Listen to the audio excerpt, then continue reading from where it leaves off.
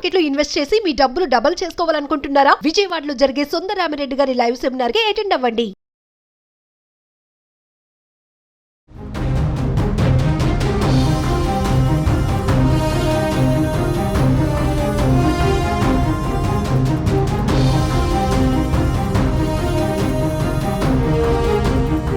నమస్తే, welcome to Suman TV. ప్రస్తుతం మనతో పాటు ఉన్నారు మేనేజ్మెంట్ కన్సల్టెంట్ సంపత్ సముద్రాల గారు. సార్తో మాట్లాడదాం. నమస్తే సార్. సార్, మరి ఇప్పుడు ట్రంప్ జాతీయ అత్యవసర పరిస్థితిని ప్రకటించారని చెప్తున్నారు కదా, అలాగే యుఎస్ మెక్సికో బార్డర్ పైన అలా దాని ప్రభావం ఎలా ఉంటుంది? మరి యుఎస్ మెక్సికోనే కాదు, మన ఇండియన్స్ కూడా తీసుకోవచ్చు కదా. అంటే ఈ సరిహద్దు ఇమీడియట్లీగా దీన్ని ఒక గోడ కట్టేయడం మెక్సికో దగ్గర, యుఎస్ మెక్సికో బార్డర్ దగ్గర, మరి ఎలా సార్ ఇదంతా ఇమీడియట్లీ ఇట్లా చేయడం వల్ల ఏంటి ప్రాబ్లం ఎలా వస్తుంది? మరి ఇండియన్స్కి ఎలాంటి ఇండియన్స్కి అని స్పెసిఫిక్గా మనకు చెప్పడానికి లేదు, కానీ మీరు చూసినట్టయితే మనం ఇంతకు ముందు కూడా ఈ విషయం మాట్లాడుకుని ఉన్నాం. ఎందుకు బైడెన్ ఏమంటారు అసైలం పాలసీ మార్చాడు, అదేంటి కెనడా వాళ్ళ దగ్గర కొన్ని చేంజెస్ తీసుకొచ్చారు, కెనడా ఇమిగ్రేషన్ ఇబ్బందిగా ఉంది ఇప్పుడు, ఇవన్నీ వాట్ ఈజ్ హ్యాపెనింగ్ అని చెప్పేసి మనం ఇంతకుముందు ఒకసారి మాట్లాడుకుని ఉన్నాం. లీగల్ ఇమిగ్రెంట్స్ ఒక ఇష్యూ అయితే illegal immigrants is becoming N other challenge. ఆ తర్వాత ఇమిగ్రెంట్స్ అనేది లక్షల నుంచి కోట్లకు వచ్చింది, దాదాపు 5 కోట్లు దాటింది. అలా people are entering into the country from all directions.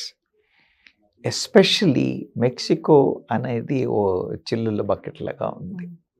People just infiltrate into American land without much difficulty. So దీనికి బైడెన్ కూడా ఏమన్నా అన్నాడు, లేదు నేను పాలసీ చాలా ఆన్లైన్ చేస్తాం, యాప్ క్రియేట్ చేస్తాం, లాస్ట్ టైం మనం మాట్లాడుకున్నాం, యాప్ చేస్తాం, దాంట్లో అపాయింట్మెంట్ ఫిక్స్ చేసుకోవాలి, అపాయింట్మెంట్ అయిన తర్వాత ఏం చేసినా జనాలు ఇంకా వస్తూనే ఉన్నారు. ఇప్పుడు నేను నా ప్రజలకి నేనేదో చేస్తున్నాను అని అంటే ముందు ఎవరిని రానివ్వట్లేదు అన్న ఒక ఫీలింగ్ తీసుకురావాలి. First American should start that what ever Trump has spoke before the elections he is doing, he will do it అనే నమ్మకం కలగాలి అని అంటే ఇలాంటి ఏవో చేయాలి. ఓకే, దీనివల్ల ఏమవుతుంది అని అంటే ఇమిగ్రేషన్ తగ్గుద్ది, అది ఎలాగూ తగ్గుద్ది అని అనుకున్నాము. ఓకే, ఎలాగూ కంట్రోల్ చేస్తున్నారు, ఇన్ ఆల్ మీన్స్ చేస్తూ ఉన్నారు.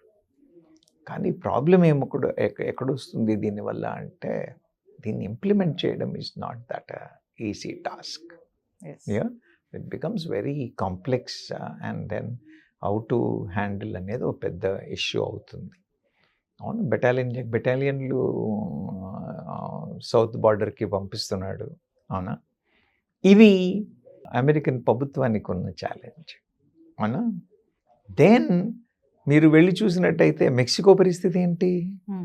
వీళ్ళందరినీ పంపించేస్తూ ఉంటే, అలా పంపించడమే కాదు, రిమైన్ ఇన్ మెక్సికో అని అంటున్నాడు. ఇంతకుముందు కూడా అని అన్నాడు, ఇప్పుడు కూడా అన్నాడు. ఏంటది? ఈ అసైలం కోసం అని యాప్లో అపాయింట్మెంట్లు తీసుకుని రిక్వెస్ట్ చేసి వచ్చేవాళ్ళు ఇంతకుముందు ఏం చేసేవాళ్ళు అంటే they used to be in American land. Okay, Mexico border America border మధ్యలో, అది కూడా అమెరికా స్థలమే. ఈ అమెరికా స్థలంలో ఉండేవాళ్ళు. ఓకే, అంటే అమెరికన్ ల్యాండ్లోనే ఉండి ఈ ప్రాసెస్ అంతా జరిగేది. ఇప్పుడేమంటున్నాడు, you have to be on the Mexico land only అన్నాడు, అవునా. దెన్ ఉన్నవాళ్ళందరినీ డిపోర్ట్ చేసుకుంటూ పంపించేసాడని అనుకోండి. వీళ్ళందరూ మెక్సికో యొక్క నార్త్ బార్డర్లో కుప్పల కోట్ల లక్షలు జమ అయిపోతారు. You understand my point? మరి వాళ్ళ పరిస్థితి ఏంటి? వీళ్ళు దులిపేసుకున్నారు. When they enter into that country, now they have to take care of the people coming in. So it becomes a challenge for them. They are getting prepared, they are getting ready to handle the situation. So is it emergency situation అంటే America కాదు, even Mexico కూడా it's emergency situation అనే చెప్పచ్చు. Sir, ట్రంప్కి first నుంచి కూడా చూసుకుంటే illegal immigrants ఎప్పుడైతే ఎన్నికయ్యాడో అప్పటి నుంచి కూడా రెడీగా పెట్టుకున్నాడు, ఫస్ట్ సంతకం దాని మీద పెట్టాలని చెప్పేసి. అదైతే ఇప్పటికీ ఉంది, ఇల్లీగల్ ఇమిగ్రెంట్స్ రానివ్వను అని అంటున్నారు. మరి ఈ ఇంపాక్ట్ మీరు అన్నట్టుగానే ఫస్ట్ ఎవరి మీద ఉంటుంది సార్ చూసుకుంటే? అంటే మన ఇండియన్స్లో మన ఇండియన్స్ లాస్ట్లో ఉంటారా? అంటే అమ్మ ఇండియన్స్లో కూడా మీకు ఇప్పుడు ఎందులో ఎమిగ్రెంట్స్లో కూడా మీరు చూసుకున్నట్టయితే 2 రకాలు. ఇల్లీగల్ ఇమ్మిగ్రెంట్స్ అని అనే దాంట్లో కూడా 2 రకాలు. ఒక రకం ఏంటి, మీరు చూసారు కదా ఈ హిందీ సినిమాలో కూడా చూసాం మనం, సముద్రపు దారిలోనో మెక్సికో దారిలోనో ఇలా వెళ్ళే వాళ్ళు, these are all one style of people who are migrating, who are managing documents, who are entering or being there with the criminal acts and things like that. రెండోది వచ్చినట్టయితే ఇప్పుడు మీరు H1B గురించి మాట్లాడారు కదా. H1B మీద నేను ఉద్యోగానికి వెళ్ళాను, నా ఉద్యోగం పోయింది. నా ఉద్యోగం పోతే నేను 60 రోజుల్లో ఇంకో ఉద్యోగం చూసుకోవాలి. ఈ 60 రోజుల్లో నేను ఉద్యోగం చూసుకోవడం దొరుకుతుంది దొరకదు, ఈ లోపల నా పిల్లలు చదువుకుంటున్నారు, నా వైఫ్ హాస్పిటల్లో ఉంది, మా నాన్నగారు ఇంకేదో ఉన్నారు అన్నప్పుడు ఏం చేస్తాను నేను నా దేశం వదిలి రాలేను. అవునా, వదిలి రాలేను కాబట్టి నేను అక్కడే ఉండాల్సి వస్తుంది. అక్కడ ఉన్నప్పుడు నన్ను ఇల్లీగల్ ఇమ్మిగ్రెంట్గానే కన్సిడర్ చేస్తారు. You understand my point. ఎప్పుడైతే నాకు లీగల్ వీసా లేదో, అది ఉద్యోగం లేదనగానే నా వీసా క్యాన్సిల్ అయిపోతుంది. అవునా, 60 రోజులు ఎక్స్టెన్షన్ ఇచ్చారు. ఈ 60 రోజుల్లో ఉద్యోగాలు దొరకడం అంటే మామూలా కదా. అలాంటప్పుడు ఏమవుతుంది, దే విల్ బికమ్ ఇల్లీగల్. తర్వాత కొన్నిసార్లు ఏమవుతుంది, స్టూడెంట్స్ వాళ్ళు చదువు అయిపోగానే ఎక్కడో ఉద్యోగం దొరుకుతుంది, ఎక్కడో దొరుకుతుంది, ఓటీపీ అయిన తర్వాత దొరుకుతుంది అన్న దాంట్లో ఉండి వాళ్ళు అలా ఉండిపోతారు. ఇలా జరిగే వాళ్ళందరూ కూడా మీరు సివిల్ పరంగా what you call illegal immigrants. ఇది ఛాలెంజెస్లో వీళ్ళు. ఇప్పుడు ఈ వీటిని ఇంప్లిమెంట్ చేయడం, ఎలా ఐడెంటిఫై చేయడం, ఎలా ఇచ్చేయడం అనేది మీరు ఈ ఏదైతే what you call illegal immigrants implications కోసం అయితే వచ్చినట్టయితే ఉన్నామో వాళ్ళు ఐడెంటిఫై చేయాలి కదా. ఐడెంటిఫై చేయాలి అని అంటే ఫెడరల్ గవర్నమెంట్ ఏముంటుంది, వెళ్ళండి గుళ్ళల్లోకి వెళ్ళండి, టెంపుల్లోకి వెళ్ళండి, చర్చ్లోకి వెళ్ళండి, స్కూళ్ళలోకి వెళ్ళండి, ఎక్కడంటే అక్కడ వెళ్ళి ఐడెంటిఫై చేసేసేయండి అంటున్నారు. లోకల్ ప్రభుత్వాలు ఒప్పుకుంటాయా? అవునా, మళ్ళీ వాళ్ళకి స్టేట్స్ గవర్నమెంట్స్ ఉంటాయా? వాళ్ళు ఒప్పుకోవాలి కదా. అవునా, మన మోడీ గారు డిసైడ్ చేసేస్తామంటే మన స్టేట్లో ఒప్పుకుంటాయేమో. ఇక్కడ ఇంకా మనదే ఈ కైండ్ ఆఫ్ గవర్నమెంట్లో, కానీ అక్కడ వాళ్ళు they will also have their resistance. They may allow federal teams and cooperate with federal teams for eradicating immigrants who are criminal kind of records. కానీ సివిల్ కైండ్ ఆఫ్ డిస్ప్యూట్లో ఉన్న వాళ్ళ గురించి అయితే I don't think it will be a challenge. ఇది ఇలా నడుస్తుంది. You understand my point. ఇది ఒక రావణ కాష్టంలా కంటిన్యూ అవుతూ ఉంటుంది ఈ ప్రాబ్లం. ఈ డిస్కషన్ జరుగుతూ ఉంటుంది, వచ్చేవాడు వస్తూ ఉంటాడు. మీరు వాళ్ళు వెళ్తే ఫ్లైట్ ఎక్కి అమెరికాకి జనాలు వెళ్ళట్లేదు అంటారా? వెళ్ళి కౌన్సిలేట్ ముందర వీసాలో కూర్చోవట్లేదని అనుకుంటున్నారా? ఇది ఆగేది కాదమ్మా. This is going to continue like that. But how will they implement? మనకంటే మన వ్యవస్థ కంటే కూడా వాళ్ళ ఇంప్లిమెంటేషన్ చాలా స్ట్రాంగ్గా ఉందన్నమాట నిజం. They can implement it effectively, but considering the challenging situations they have, how effectively they'll be able to implement it అనేది ఒక సమస్య. అంటే సార్ ఇప్పుడు ఫైనల్గా చూసుకుంటే ట్రంప్ ఇమిగ్రేషన్ పాలసీపై న్యాయపరమైన చిక్కులు ఏమైనా ఉంటాయంటారా? అంటే న్యాయపరంగా అని అనడానికి ఏమీ లేదు. You understand. ఇంప్లిమెంటేషన్ పాసిబిలిటీ పరంగా అర్థమైందా? ఇప్పుడు నేను ఇంతకుముందు చెప్పాను, వాళ్ళ ఎకానమీ దెబ్బతింటుంది. ఎలా చేస్తాడు మరి? ఆలోచించాలా వద్దా?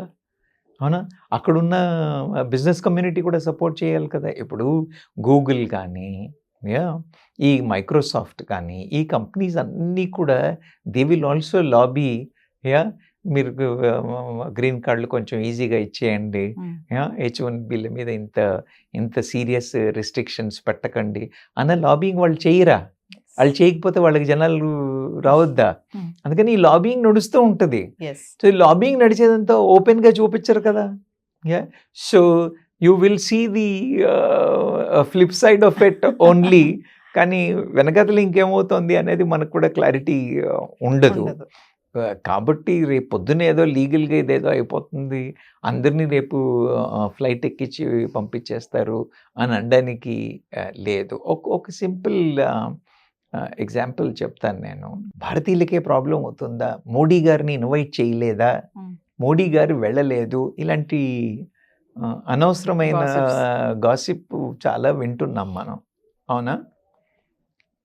వాళ్ళిద్దరు ఫ్రెండ్సా, వాళ్ళిద్దరి మధ్యలో రిలేషన్షిప్ ఉందా లేదా అన్న విషయాలు పక్కన పెడితే, మోడీ గారు వెళ్ళి ట్రంప్ గారు ర్యాలీలో పార్టిసిపేట్ చేశారు, అవునా? అవును. ఇప్పుడు మళ్ళీ కొన్ని మీడియాలో మీరు చూస్తున్నట్టయితే మన ఫారెన్ మినిస్టర్ అవునా, ఈజ్ ఇన్ ది ఫ్రంట్ రో when the what you call Trump's ceremony, అవునా కాదా? అది అయిపోయిన తర్వాత నెక్స్ట్ థింగ్ అపాయింట్మెంట్స్లో ఉందేంటి? మన బ్యూరోక్రాట్స్తోనే, మన మినిస్ట్రీస్తోనే ఫస్ట్ మీటింగ్లు ప్లాన్ చేస్తున్నారు, అవునా? దెన్ ఈ 1 monthలోనో 1.5 monthలోనో there will be discussions between Modi and Trump అని అంటున్నారు. నేనేమన్నానంటే డిపెండెన్సీ 2 దేశాలకి ఉంది, అవునా? కొంత పైకి చెప్తాం, కొంత పైకి చెప్పం, కొంత కనబడినట్టు చేస్తాం, కొంత కనబడినట్టు చేస్తాం. There are political obligations, there are political pressures, there are personal obligations. You understand my point? ఇవన్నీ పెట్టుకుని ఏవో కొంపలు మునిగిపోతున్నాయి, పిల్లలందరూ రేపు పొద్దున్న ఫ్లైట్ ఎక్కి ఇంటికి వచ్చేస్తారు అని అనుకోవడం మాత్రం పొరపాటు. ఏమీ జరగదు, ఏమీ జరగదు. అయితే ఏంటంటే కొంచెం దుర్భరంగా ఉంటుంది లైఫ్, కొంత కన్ఫ్యూజ్డ్ స్టేట్లో అని మనకి ఏమవుతుందో అన్న ఈ స్ట్రెస్ లెవెల్స్ ఏవైతే ఉన్నాయో they are going to continue, that will be there and time will only will decide. But some changes అయితే ఉంటాయి sir, maximum before and after. Absolutely, absolutely. Thank you sir. Thank you. Hi. మొట్టమొదటిసారిగా మన విజయవాడలో classroom training అండి, 1 day classroom ఎన్విరాన్మెంట్లో offline webinar జరగబోతుంది.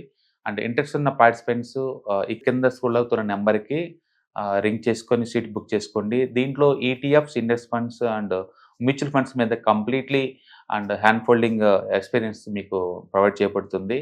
దీని ద్వారా ఏంటంటే మనం ఎసెట్స్ని స్టాక్ మార్కెట్లో ఎలా మేనేజ్ చేసుకోవాలి, ఎలా గ్రో చేసుకోవాలి, ఎలా ప్రొడక్ట్ చేసుకోవాలో అంటే ప్రాక్టికల్గా నేర్చుకుంటారు. అండ్ మీ ఇప్పటి వరకు మనం ఆన్లైన్లోనే మీరు అటెండ్ అవుతున్నారు. ఇక నుంచి మీరు మన విజయవాడ సిటీలోనే అండ్ లైవ్లో క్లాస్ రూమ్ ఎన్విరాన్మెంట్లోనే నేర్చుకునే ఛాన్స్ దొరుకుతుంది. కాబట్టి ఇంట్రెస్ట్ ఉన్న పార్టిసిపెంట్స్ కింద స్క్రోల్ అవుతున్న నెంబర్కి పింగ్ చేసి సీటు రిజర్వ్ చేసుకోండి. Thank you.